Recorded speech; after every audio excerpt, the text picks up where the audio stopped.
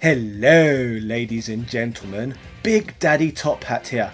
Today we are going to cover one of the most important franchises in the history of SNK and look at the birth of a fighting game series many people state is their all-time favourite. Franchises like Street Fighter, the Capcom vs series and Mortal Kombat are all amongst many gamers' most beloved choices, and a series of games that is up there with all the greats is of course King of Fighters, arguably the genre's first true crossover franchise. King of Fighters brought so many new elements to the table that would change the fighting game medium forever. So today we are going to look at many of the elements that contributed to making this happen and discuss why the first King of Fighters game is just so important and so damn special. But first, a quick word from our sponsor. Have you ever heard the story of Raid Shadow Legends? It's a dark fantasy RPG other YouTubers may not necessarily have told you about. The game presents players with many abilities some may consider unnatural. Such as the fact it's free to play and available on both PC and cross-device. It allows you to collect, equip and upgrade your team of heroes as you indulge in this free-to-play dark fantasy endeavour. In this game we can open up these things called shards. Shards contain the essence of heroes, though you can't guarantee whether they're going to be strong or not. Interestingly, no matter if you get a good one or a bad one, they're still useful. Good ones can be leveled up to make powerful champions, whereas we can sacrifice poor ones in order to level up the good ones. Doing so, they can be turned to become more powerful allies, like this fantastic Darth Maul-esque character here. You could even challenge oneself in a quest for unlimited power. In ongoing tournaments, testing your dark fantasy skills, competing against the whole raid community, all whilst fighting at the Spider Den, Ice Golem Peak, the almighty Fire Knight or the notorious Dragon. So wipe them out, all of them, and win awesome rewards and rare artifacts. To top it off, you can now compete in the brand new arena tournament, earn points according to your tier and win awesome rewards in the local and global tournament. If you want to find me in this game, I am located under the name Top Hat Gaming Man. Go to my video description, click the special link, and if you're a new player joining the Dark Fantasy, you will get 100,000 silver and a free awesome champion. Which is a surprise to be sure, but a welcome one. Just look at this master champion you'll get completely free. Only now at the end do you understand. You will find your extra rewards here in your inbox for the next 30 days only. Join in on our Dark Fantasy today, enjoying the power of playing Raid Shadow Legends. Yeah, no, sorry. Good. In terms of SNK, there is no denying that they are one of the most influential companies in the history of the fighting game genre. We have already began looking at the Art of Fighting, Samurai Showdown and the Fatal Fury series in the past. All of these individual franchises had their own designated development teams, who were responsible for each. In fact, by the time King of Fighters came along, there were many instances where all four of these series had new entries in development simultaneously, and in many cases staff would be working in the same offices throughout the development processes, so each team could help each other out along with borrowing and exchanging ideas, resulting in constant innovation and growth when it came to all of these series. King of Fighters 1994, as the game's title suggests, came out in 1994, when all of the franchises we have just mentioned were making waves and were in full swing. To understand how we got to the fourth pillar of the Neo Geo Systems fighting game empire, we need to first understand the development cycle that would lead to the King of Fighters coming to fruition. King of Fighters was created with the SNK founder Eikichi Kawasaki and Street Fighter creator Takashi Nishiyama at the helm in producer roles, along with Masanori Kuwasashi being placed in a director role, who would later go on to produce the Tenshu series, a franchise I adored in my teen years. According to the game's main artist, Mitsuo Kodama, along with one of the game's developers, CAC Yamasaki, the prototype version of King of Fighters was hugely different from the final product. In fact, King of Fighters in its conceptual stages was not even a fighting game, and instead was planned to be an SNK side-scrolling beat-em-up franchise. What was held onto though from this conceptual stage was that it was always planned to be a game that crossed core characters from both Art of Fighting and Fatal Fury characters into one game, which made sense in some ways considering the events that take place in both SNK series, as they are both set within the same city, meaning that the two franchises fall into the same story canon, much like Street Fighter, Final Fight and Captain Commando, which we have also documented on here. The idea of a beat-em-up though would soon be shelved in favour of a crossover fighting game franchise, which is said to be a decision that was made after the overwhelming popularity of the recently released Fatal Fury special, and the critical response SNK would receive for including Ryo Sakazaki as a secret end boss and unlockable fighter within the game. This was even before the days of Akuma's existence, so let's look at how SNK would expand and build on this success. The stunning King of Fighters 94 game would be groundbreaking on so many different levels at the time. We will get to the game's story and characters in all due course, as they both innovated in their own rights. But perhaps the game's crossover roster was not even the most unique element that would separate King of Fighters from the pack, but in fact it was the actual gameplay itself that was really unique. King of Fighters would change the fighting game genre forever by ditching the overused one-on-one rounds based system and replacing it with 3-on-3 team based matches, which they christened the Team Battle System. Teddy Long noticed that SNK were onto gold. Holla holla holla. On the player select screen, which we will analyse in more depth shortly, players pick from predetermined teams of fighters, then choose the order in which each of the three compete. Combat basically features a winner stays on format, with team members being replaced as they are knocked out. Every time a character KOs another, they are rewarded with a small portion of their health restored too. Obviously, a match is only won when all three members of either team are downed. The actual combat itself in terms of control input is pretty similar to the previous SNK fighters we have covered, and the Neo Geo's 4 attack buttons and joystick can be taken advantage of to perform basic and specialised techniques. Also, like some of the other SNK games that came before it, players have power gauges that fill up as they receive damage. A full gauge makes basic attacks more powerful for a short time, and gives them the ability to perform super moves, which immediately consume the gauge. To help bring further balance between players and give others a fighting chance, super moves can also be accessed when players have lost 75% of their HP, a feature taken from Fatal Fury 2 and Special. Power gauges can also be reduced by taunting an opponent. The standout feature is certainly the 3-on-3 combat, which was completely new to the genre.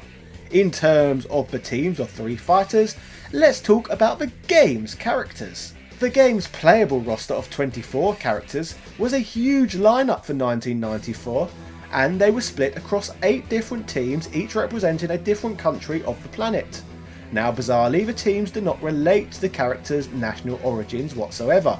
Instead, the characters are grouped via other traits, which we shall get into covering in a moment. Whilst King of Fighters, in its beat-em-up form, was set to be an Art of Fighting and Fatal Fury crossover game, the King of Fighters fighting game would expand on the crossover idea even further.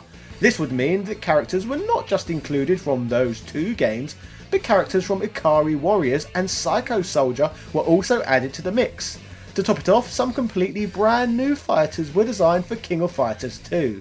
Toyohisa Tanabe, who has worked on the series, states that characters from these other games were used to appeal to adults, as in long-term fans of SNK, whilst the new exclusive fighters were designed specifically to appeal to younger and newer audiences. So whilst characters such as Terry Bogard and Robert Garcia were included so that dream matches could take place to please the older fans, Kyo was placed in the game as the franchise's main protagonist in basically a John Cena-like role appealing to children, which I must say is an amusing comparison to make, considering you can now play as John Cena in the latest SNK crossover game. Maybe I should cover that one soon. As we know, the King of Fighters tournament was previously an event that was held within the Fatal Fury games. In the King of Fighters games case, according to SNK, they stated that, in regard to the game's story, the year 1994, once again the invitation to the King of Fighters find their ways to the world's most wicked warriors. But the patrons of this little party remain unknown. It cannot be Geese, nor can it be Krauser, so who could they be from? Among all the hopes and doubts, the legendary superstars of the fighting world begin to form their mighty teams. What type of battle with these magnificent fighters sure to go down in history show us?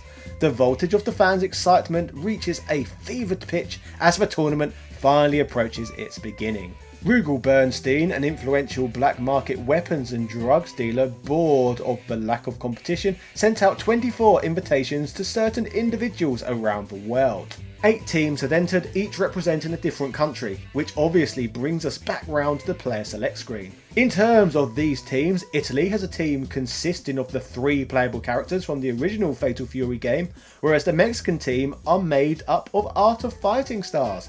The Brazilian team represents Ikari Warriors, and the Chinese team represents Psycho Soldier, but each of these 2 teams features a brand new character exclusive to this game. The English team, which is ridiculously represented by a Union flag as opposed to a St. George, is a team made up of female fighters from both Art of Fighting and Fatal Fury.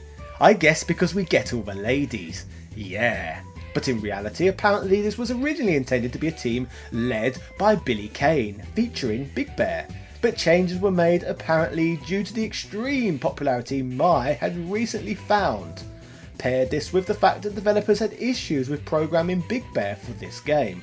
The Korean team features Kim Kap-hwan from Fatal Fury 2, but the other 2 members are new characters, whereas both the USA team and Japanese team are both made up of completely new fighters. The Japanese team features Kyo, the game's arguable lead character. When designing characters for the first King of Fighters, developers wanted a new hip hero who would easily rival the Fatal Fury and Art of Fighting characters in style. He was named Kyo Kusanagi in order to relate him with the Japanese Yamata no Orochi legend.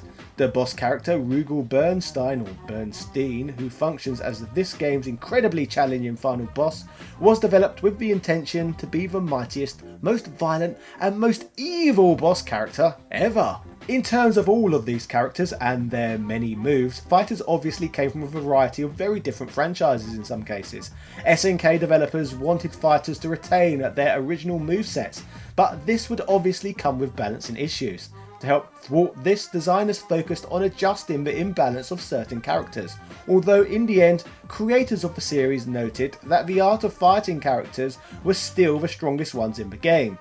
Regardless, the Bogars received the most attention in terms of design and fighting mechanics during the game's development due to their outrageous popularity. From its 1994 debut, King of Fighters became popular over time, going so far as to being a perennial favourite against the likes of Capcom's Street Fighter series. In terms of the game's long-term popularity, Yamasaki, who we have mentioned earlier in this video, predicted in the beginning that the game would not sell well, but he believed it would eventually become popular.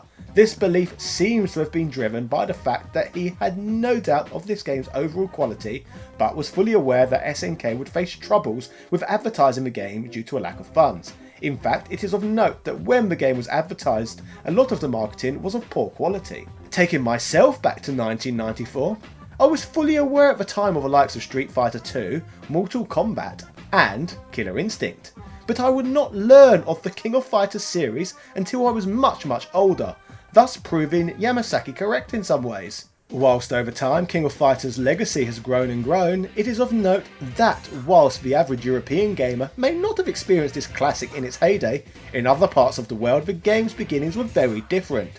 It is of note that across many nations in Southeast Asia and Latin America, the King of Fighters was hot property from day one. Via gathering evidence, Kotaku theorised that this is the case due to the fact that in many countries in these regions, the arcade was still more popular than the likes of Nintendo or Sega consoles, due to high tariffs imposed on consumers in these regions. Neo Geo cabinets were obviously also very popular with these nations' arcade vendors, due to the fact that they were cheap and easy to upgrade with the latest games simply by switching out cartridges rather than replacing the whole boards.